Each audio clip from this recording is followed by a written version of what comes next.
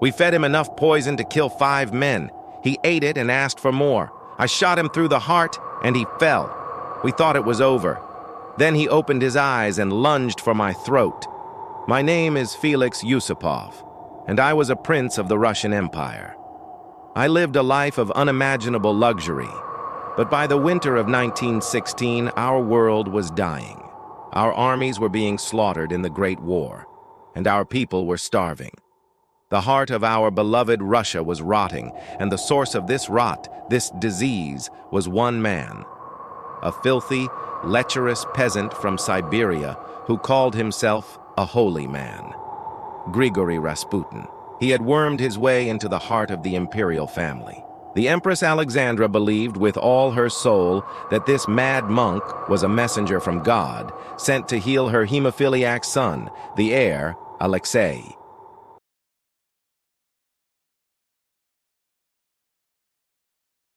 It is true the boy's bleeding would often stop when Rasputin was near.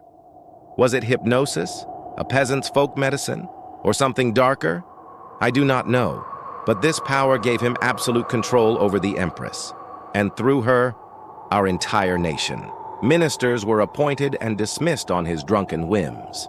Military strategies were whispered into his ear by German spies and then passed to the Empress as divine wisdom. He was a cancer, and I, along with a few other loyal patriots, swore an oath to cut him out before he killed our motherland entirely. We decided to murder him. The plan was simple. I would lure him to my palace on the Moika Canal under the pretense of meeting my beautiful wife, Irina.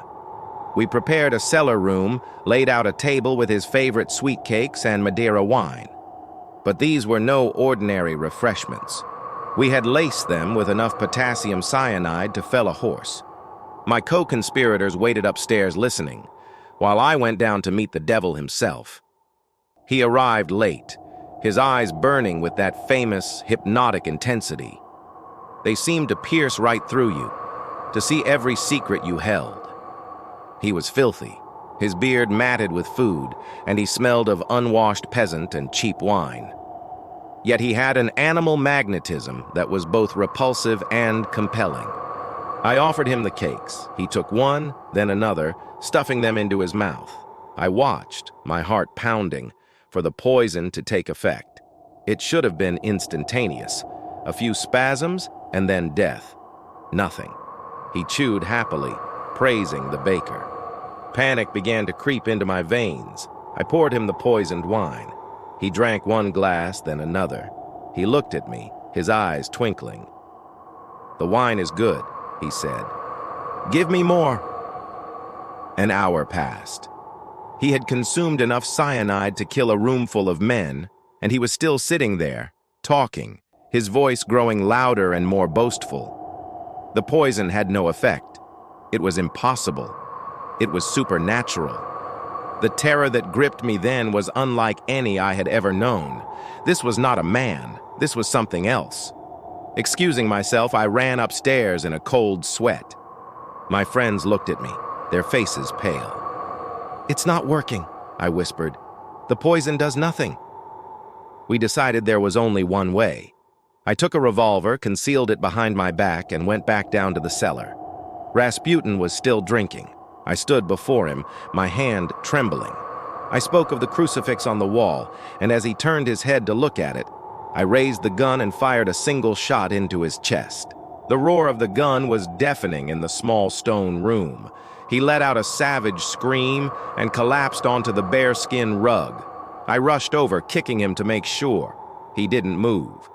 There was a growing pool of blood on his white silk shirt. It was over. A wave of profound relief washed over me. We had done it. We had saved Russia. I left him there and went upstairs to celebrate with the others.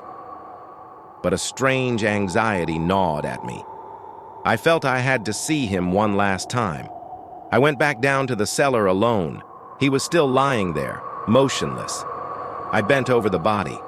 Suddenly, a tremor ran through him. I recoiled in horror as his left eye fluttered open, then his right, and then, with a demonic roar that was not human, he leaped to his feet. Froth was pouring from his mouth, and his eyes, once hypnotic, were now filled with a pure, murderous rage. He lunged at me, his fingers like steel claws, and tore one of the epaulets from my shoulder. He whispered my name over and over, a venomous hiss. I broke free from his grasp and fled up the stairs, screaming in absolute terror. He followed me, crawling on all fours up the staircase like a wounded beast, roaring my name. He burst out into the palace courtyard, into the snow. One of my co-conspirators, hearing the commotion, fired his own revolver. The first shot missed. The second hit him in the shoulder. The third struck him in the head. He finally fell into the snow. We ran to the body. He was still breathing, still twitching. We took a heavy club and beat him until he was finally, blessedly still. But we were taking no more chances. We bound his body with ropes, wrapped him in a heavy curtain, and drove to the frozen Neva River. We found a hole in the ice near the Petrovsky Bridge and pushed his body into the black freezing water below. It was done. The monster was gone. A few days later, his body was found, washed up downstream. The autopsy revealed the horrifying truth. We had poisoned him, shot him 4 times, and beaten him senseless. But the cause of death was drowning. There was water in his lungs.